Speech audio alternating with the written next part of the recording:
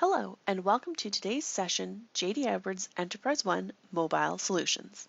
Zakir from ISP3 will be telling us all about the benefits of building your own mobile apps with Oracle's Visual Builder Cloud Service, or VBCS. Over to you, Zakir.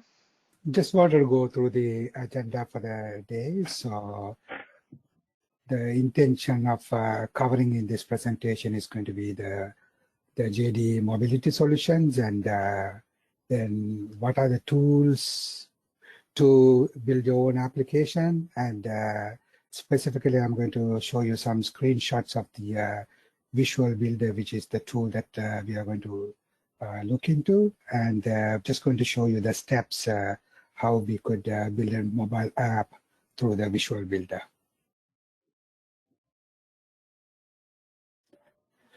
Okay, so these are the mobility solutions currently we have.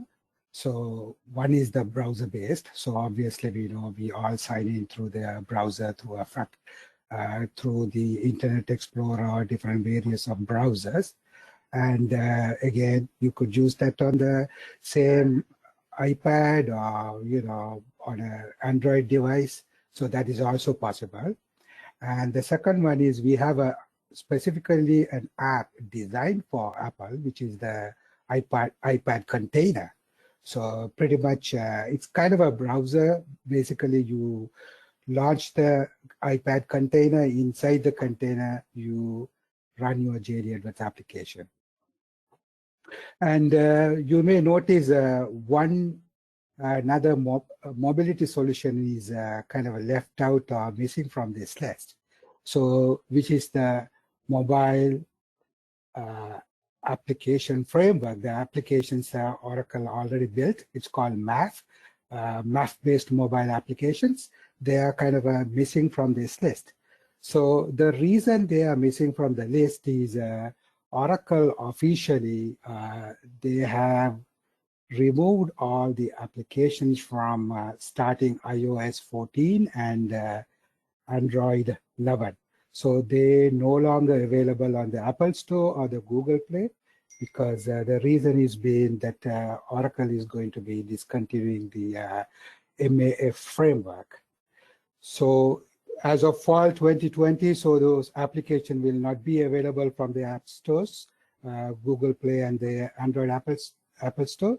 And starting 2021 May, so Oracle will be doing only sustainment support on those applications.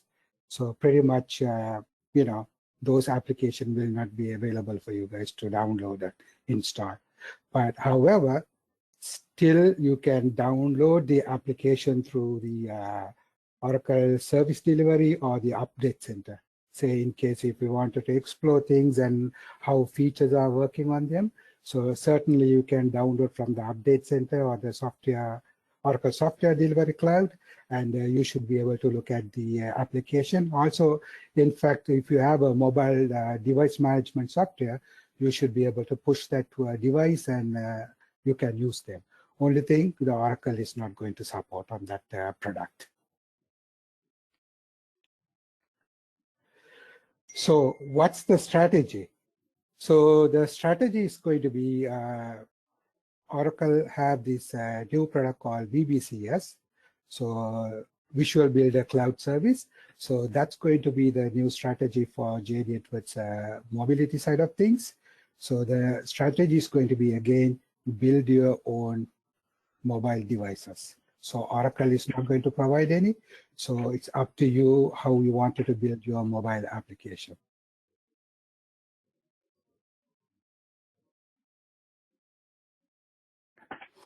Okay, so let's take a look at the how we would build an application through VBCS.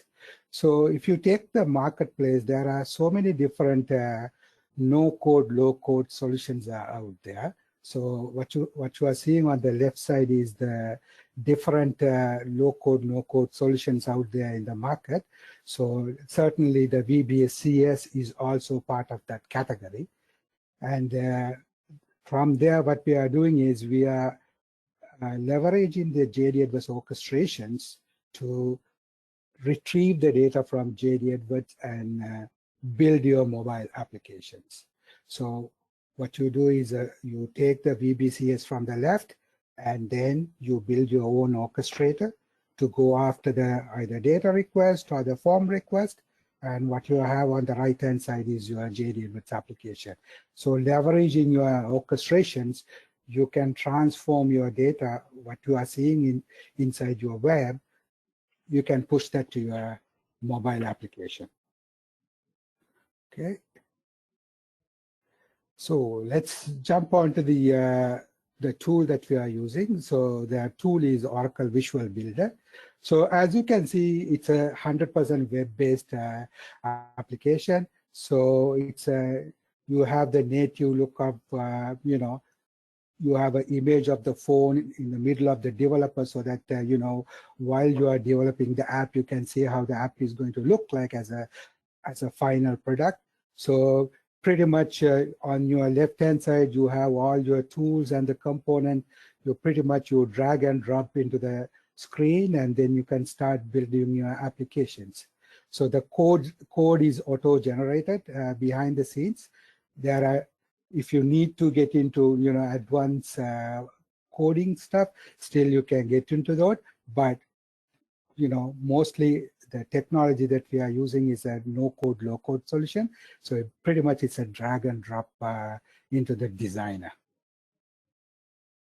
So I have listed certain features, some of the features that's offered by the Visual Builder. So they are listed around the the IDE.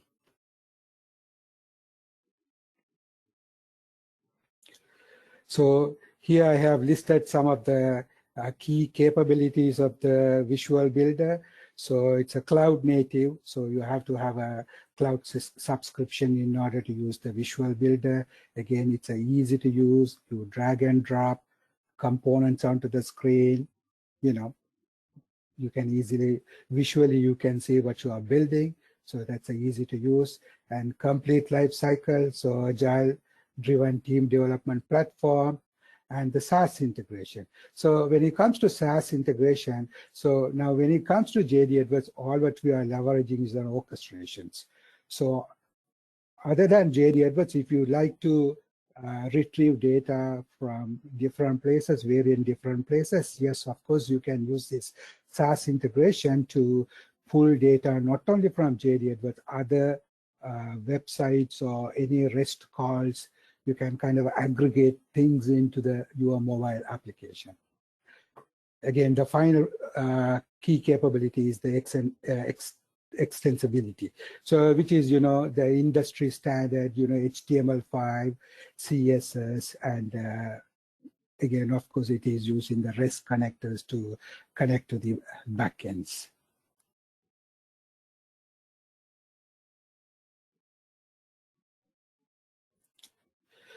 So here is the architecture for the Visual Builder. So we have the development team on the left. They would use the development part of the Visual Builder. On the right-hand side, we see all the REST connectors. So pretty much the REST connectors will be feeding the data into your development environment. Again, once the application has been developed, so then you can push that to the runtime. From there, you can deploy that to the mobile app. Also, another part I did not cover, you can use the same Visual Builder to build your websites too. So that's another advantage of using a Visual Builder.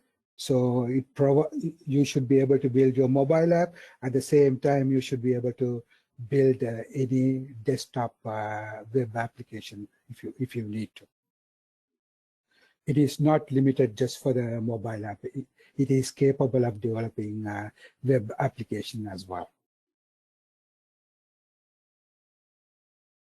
Okay. Okay. So let's take a look at the quick steps what you can take to build a mobile app.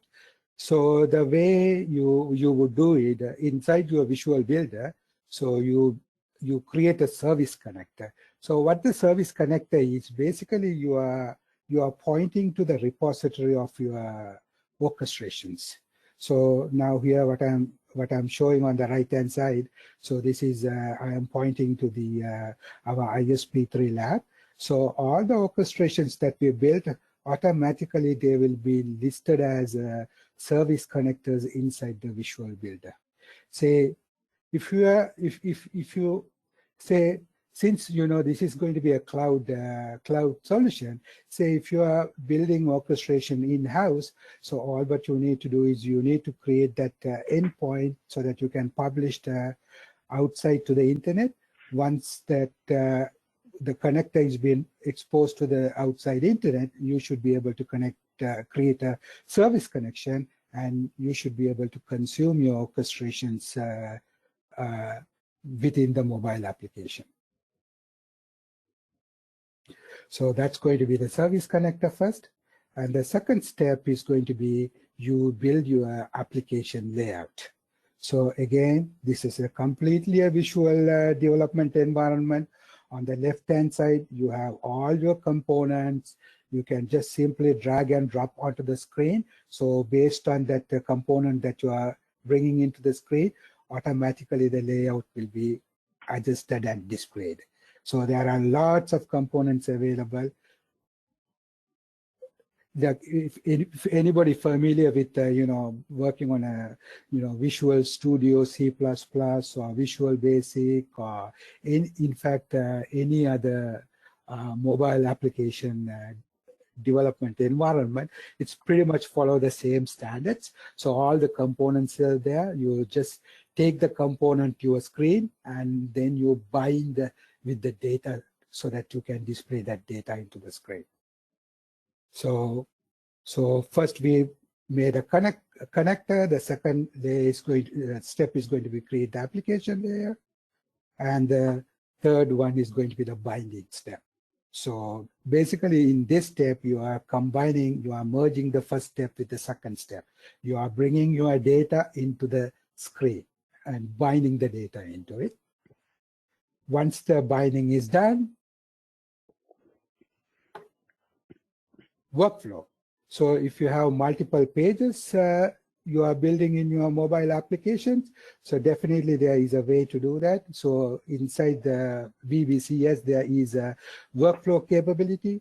From the make using of this workflow capability, you can navigate multiple screens, or you can build your navigation how your mobile application wanted to react. So here I'm kind of showing an example of as to how workflow is being built when a mobile application is being built. So we have a reset variable availability branch, and here we are calling the service connector.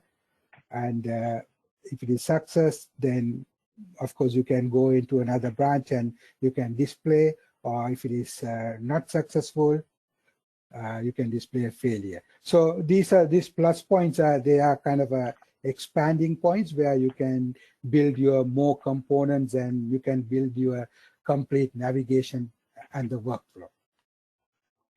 Once this step has been done, completed, there you go. So you have the application, you can preview the application within the VBCS. So rather than deploying that to a device, you can definitely take a preview of your application within the VBCS, and just to make sure things are working properly and your navigations are working properly.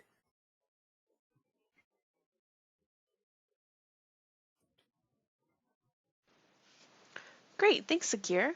We have received some questions that I think we have some time to answer today, so that's good.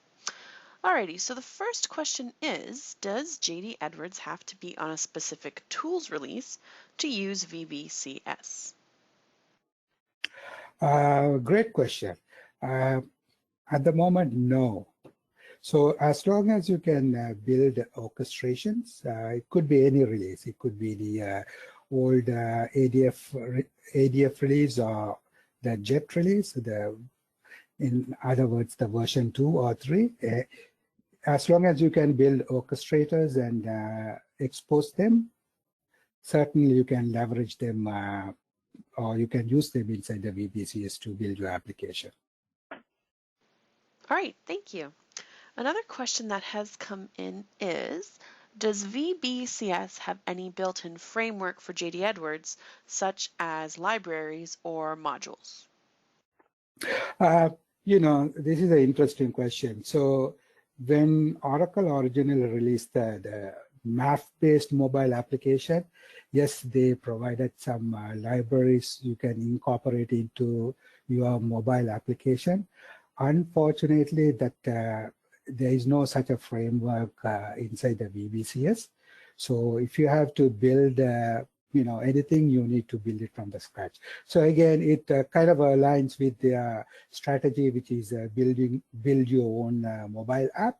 So they do not provide any framework. So, if you wanted to build your own sign-on screen, you can build your own sign-on screen. Any navigations, it's all up to you. It's based on your taste. All right, so that's all the questions for now, Zakir. So thank you again for that great presentation. We appreciate you taking the time to join us today and hope that learning more about VBCS has got you thinking about how your company could potentially benefit from it. If you have any additional questions, please do not hesitate to reach out to us. ISP3 does provide training for this tool. Just remember that as VBCS is a subscribed service, you must be subscribed to VBCS. Thank you all again, and we hope you have a great rest of your day.